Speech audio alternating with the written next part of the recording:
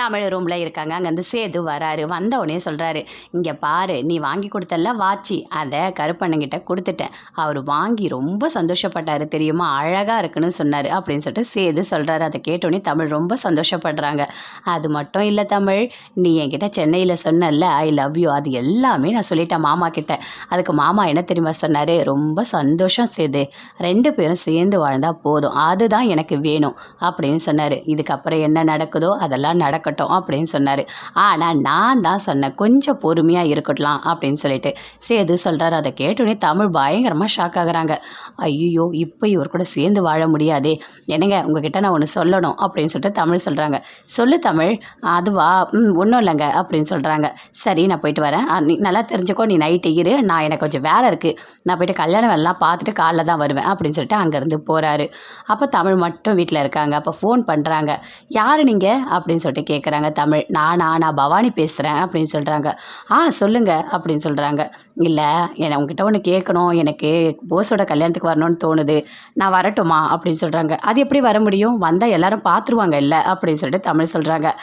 ஆமாம் தமிழ், நீ சொல்கிறது கரெக்டு தான், ஆனால் உங்கள் அம்மா அப்பா எல்லாருமே வருவாங்கல்ல, அவங்க கூட சேர்ந்து நான் வரேன்.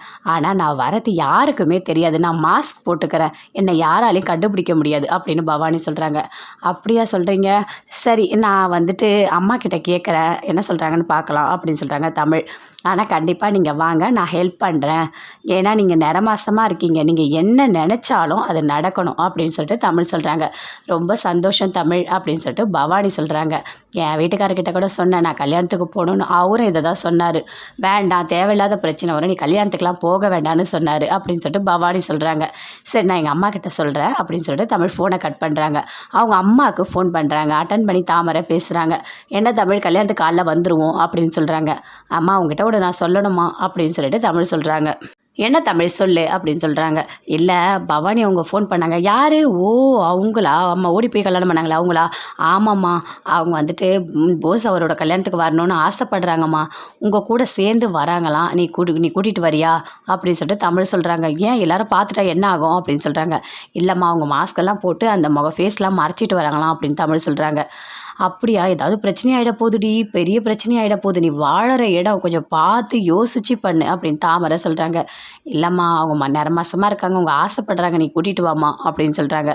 சரி, நீ சொல்கிற, அதனால் நான் கூட்டிகிட்டு வரேன் அப்படின்னு சொல்லிட்டு தாமரையும் ஃபோனை கட் பண்ணுறாங்க. மலர் பயங்கரமாக கல்யாணத்தை நினச்சி அழுதுகிட்டே இருக்காங்க. வீட்டில் எல்லாருமே கல்யாணத்துக்கு ரெடி ஆகிட்டாங்க, அவ்வளோ சந்தோஷமாக இருக்காங்க. அங்கேருந்து சேதுவோட அப்பா வராரு. வந்தவொடனே எல்லாம் ரெடி ஆகிட்டிங்களா அப்படின்னு சொல்லிட்டு கேட்குறாரு. எல்லாம் ரெடி ஆகியாச்சு. சரி, எங்கள் மாப்பிள்ளையை காணோம், இந்த போஸ் ரெடி ஆகிட்டு இருக்கான் அப்படின்னு சொல்லிட்டு அவங்க அம்மா சொல்கிறாங்க. சரி, நாங்கள் எல்லா மண்டபத்துக்கு போகிறோம், இங்கே பாரு சேது, நீ வந்துட்டு தமிழை கூட்டிகிட்டு ஒன்றா வா அப்படின்னு சொல்லிட்டு அவங்க அப்பா சொல்கிறாரு. சரிப்பா அப்படின்னு சொல்லிட்டு சேதுவும் சொல்கிறாரு. எங்கே மலரை காணோம், வீட்டில் நிறைய வேலை இருக்குது, மலரை வர சொன்னால் வரவே இல்லையே அப்படின்னு சொல்லிட்டு சேதுவோட அம்மா சொல்கிறாங்க. மலர் அப்படியே வந்து நிற்கிறாங்க. இங்கே பாரு மலர், நீயும் கல்யாணத்துக்கு வரலையா அப்படின்னு சொல்லிட்டு கேட்குறாங்க. அவள் எதுக்கு இப்போ வரணும், இங்கே நிறைய பேர் வருவாங்க போவாங்க, அதனால் மலர் இங்கேயே இருக்கட்டும் அப்படின்னு சொல்லிட்டு போஸோட அம்மா சொல்கிறாங்க. இவ வேற கல்யாணத்தை ஏதாவது நிறுத்திட போகிறா, நான் வேற சொல்லியிருக்கேன், சொல்கிற பேச்சை கேட்பாளான்னு தெரியல அப்படின்னு சொல்லிட்டு அவங்க ஒரு பக்கம் டென்ஷனாக இருக்காங்க. எல்லாருமே சேர்ந்து மண்டபத்துக்கு போகிறாங்க. மண்டபத்தில் எல்லாரையும் வரவேற்கிறாங்க. வாங்க வாங்க அப்படின்னு சொல்லிட்டு உள்ளே போகிறாங்க. உள்ளே போய்ட்டு ரூமில் இருக்கார் போஸ். அப்போ ஃபோன் பண்ணுறாங்க. அந்த கல்யாண பொண்ணு ஃபோன் பண்ணி பேசுகிறாங்க. என்ன, எனக்கு நீங்கள் ஃபோனே பண்ணலை, எப்படி இருக்கீங்க அப்படின்னு சொல்லிட்டு எல்லாமே கேட்குறாங்க. இல்லை, உங்களுக்கு ஃபோன் பண்ணோம் போல் இருந்தது, அதனால தான் நான் பண்ணேன் அப்படின்னு சொல்கிறாங்க. ஓ அப்படியா அப்படின்னு சொல்லிட்டு போஸ் பேசிகிட்டு இருக்காரு. சரி, இப்போ தான் பார்த்தாங்க பொண்ணு, அதுக்குள்ளே கல்யாணம் வரைக்கும் வந்து நின்றுடுச்சு அப்படின்னு சொல்கிறாங்க. ஏன், உங்களுக்கு கல்யாணத்தில் ஆர்வம் இல்லையா அப்படின்னு சொல்லிட்டு போஸ் கேட்குறாரு. இல்லை, அதெல்லாம் ஒன்றும் இல்லை, இருக்குது. சரி, ஐ லவ் யூ அப்படின்னு சொல்கிறாங்க. அதை கேட்டோடனே போஸ் ரொம்ப சந்தோஷப்படுறாரு. உன்னை நான் கல்யாணம் பண்ணிக்க கொடுத்து வச்சுருக்கணும் அப்படின்னு சொல்லிட்டு கல்யாணம் பண்ணிக்கிற பொண்ணோட ரொம்ப சந்தோஷமாக பேசிகிட்டு இருக்காரு. எல்லாருமே ரொம்ப சந்தோஷமாக இருக்காங்க. கல்யாணம் நடக்கிறதுக்கு எல்லாமே தயாராக இருக்குது. மலர் பயங்கரமாக தேம்பி ரூமில் போயிட்டு அழறாங்க. அப்படி அழறாங்க. என்ன போஸ் ஏமாற்றிட்டாரு, இனிமே எனக்கு வாழ்க்கையே இல்லை, நான் எதுக்காக வாழணும், எதுக்காக நான் உயிர் வாழணும் அப்படின்னு சொல்லிட்டு யோசிக்கிறாங்க. சரி, நம்ம இனிமேல் உயிரோடு இருக்கவே வேண்டாம் அப்படின்னு சொல்லிட்டு போய் தூக்கு மாட்டிக்கிறாங்க. அப்போ தமிழ் வராங்க. சரி, போயிட்டு சாவி கொடுத்துட்டு வரேன் நான் மலர்கிட்டன்ட்டு போகிறாங்க. போனால் அவங்க தூக்கு மாட்டிக்கிறாங்க. அப்படியே ஓடி போய் அந்த தூக்கில் இருந்து அப்படியே இறக்குறாங்க கீழே.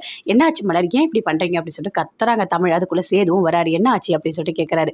இல்லை உங்கள் தம்பி போஸ் என்னை ஏமாத்திட்டாரு, அதனால எனக்கு என்ன பண்ணுறதே தெரியல, எனக்கு வாழவே பிடிக்கல அப்படின்னு சொல்கிறாங்க. இங்கே பாரு மலர், நீ சொல்கிறது கரெக்டாக இருந்தால் கண்டிப்பாக போஸை நான் கல்யாணம் பண்ணி வைக்கிறேன், என்னை நம்பு சரியா, நீ சாகலாம் கூடாது அப்படின்னு சொல்லிட்டு சேது சொல்கிறாரு மலர்கிட்ட. மலர் அப்படியே பார்க்குறாங்க எதுவுமே